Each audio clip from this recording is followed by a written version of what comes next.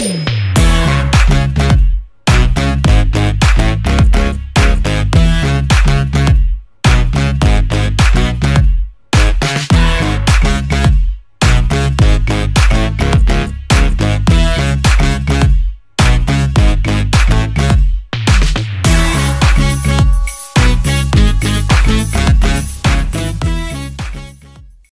বন্ধুরা, good morning. আমি ঝর্ণার কিচেন। আজকে একটা রেসিপি করে দেখাবো, শুরু থেকে শেষ পর্যন্ত ভিডিওটা দেখতে থাকো। আর আজকে বানাবো ধোকলা, পুরোদের দোকানের মতো বানাবো।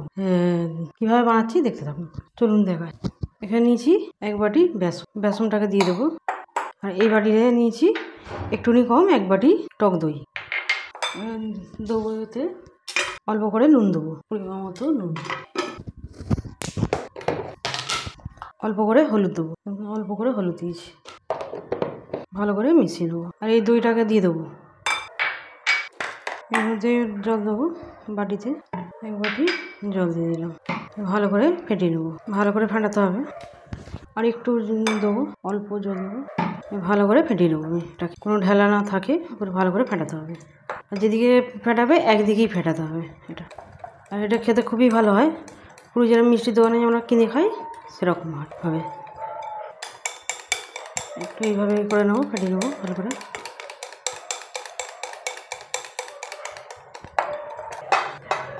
এবারে এটাকে আমি ভালো করে ফেটিয়ে নিচ্ছি।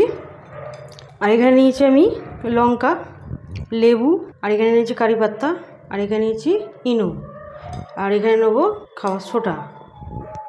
এখন দেবো না, আমি যখন দেবো তখন দেখাবো কতটা কী দিচ্ছি। আর এটাকে ভালো করে ফেটিয়ে নিচ্ছি। এটাকে এবারে আমি এরকম হবে, এটাকে এবারে আমি 2-3 মিনিটের জন্য এটা ঢাকা দিয়ে রেখে দেবো।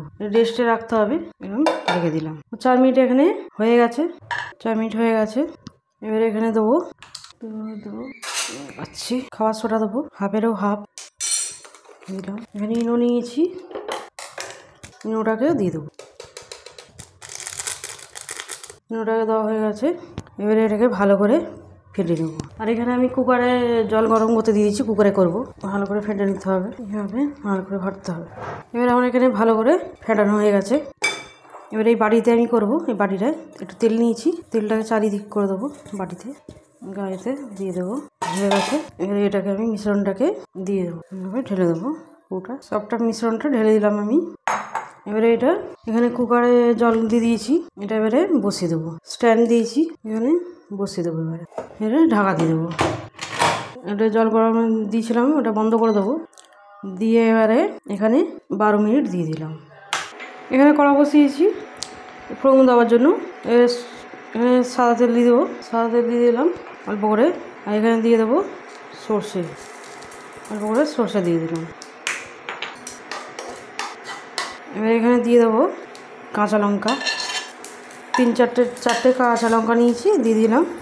আর এখানে কিছু নিয়েছি কারি পাতাটাকেও দিয়ে দেবো।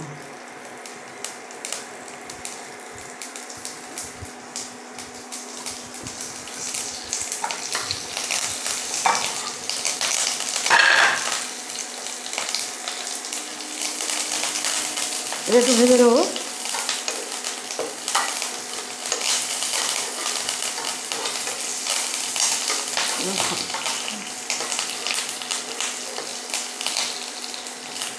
কারি পাতা লঙ্কা এমনি ভালো করে ভেজে নিতে হবে।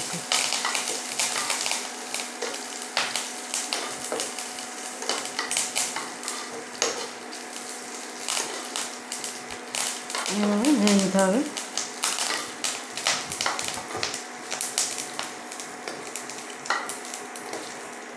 এরকম কারি পাতাটা ভাজা হয়ে গেছে, এরকম ভাজা হয়েছে।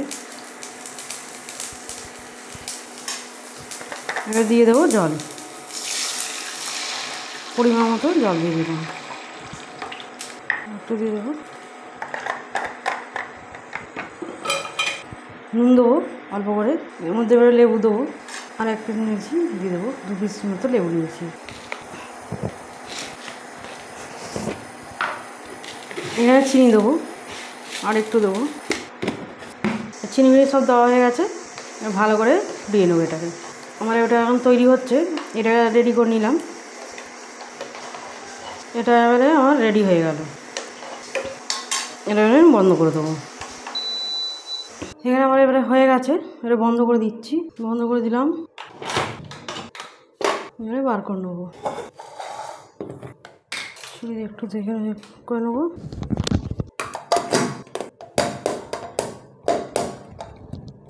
কাটি, এবারে কেটে নেবো। এবার আমার কাটা হয়ে গেছে। আর নরম হয়েছে কতটা দেখাচ্ছি, খুবই নরম হয়েছে, খুব গরম আছে এখন। এবারে এটা দিয়ে দেবো উপর দিয়ে, এটা হালকা গরম আছে এখন। এবারে এগুলিকে দিয়ে দেবো, এটা দিয়ে দেবো। আমার রেডি ধোকলা। ধোকলা একদম আমার রেডি। আমার রেসিপি যদি ভালো লাগে বন্ধুদের সাথে শেয়ার করবে, লাইক করবে আর সাবস্ক্রাইব করবে।